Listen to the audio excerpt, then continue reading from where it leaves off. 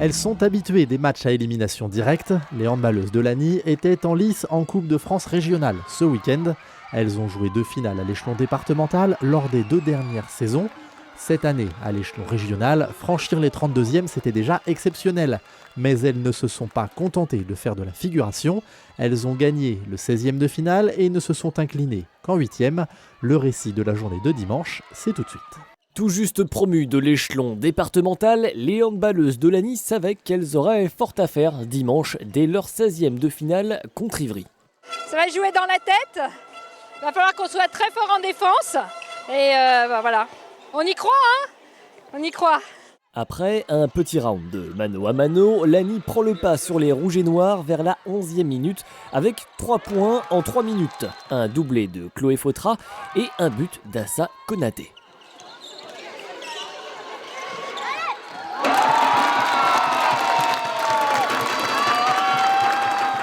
11-9 à la mi-temps, mais en deuxième période, avec 2 expulsions de 2 minutes, Lagny ralentit et Ivry revient à la hauteur des jaunes et noirs. Lagny ne parvient pas à reprendre les rênes, 21 partout. Les joueuses se sont rendues ce match compliqué. Il se termine avec une séance de tir au but. Après un arrêt de la gardienne, Crystal Bimbo envoie son équipe en 8e de finale.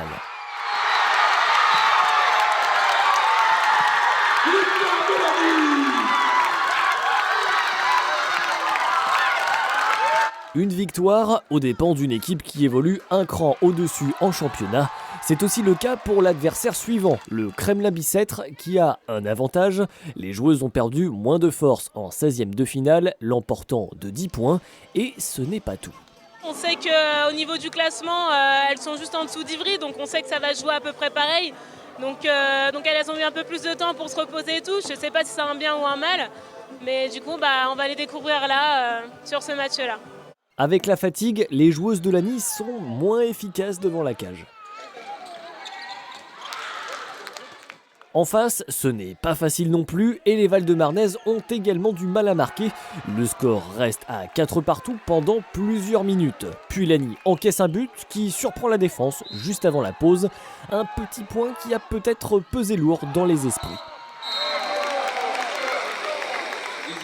La balle elle est lente et vos jambes elles sont lentes. Donc là, j'ai rien à dire, il y a juste du rythme à mettre. Si on met une défense solidaire et compacte et que derrière on joue plus rapidement, le match il est à notre portée largement. Donc celui-là on ne doit pas le perdre les filles, hein, c'est pas possible. Allez, tout de suite là, faut retourner dedans, on rentre dedans, allez. Les jaunes vont réussir à égaliser à 15 partout, puis à 17 partout. Jamais menées de plus de 2 buts, elles ne réussiront pas à revenir devant. Défaite 19-20. Au buzzer final, la joie a changé de camp. Cette défaite aurait pu sonner comme une déception, mais ce n'est pas ce qu'en retient l'entraîneur. On retient plus de positifs que de négatifs sur ce parcours, parce qu'on monte de département, on vient tout juste d'arriver en région. On ne voyait pas aller bien loin dans cette compétition. Au final, on arrive quand même jusqu'au 8e de finale.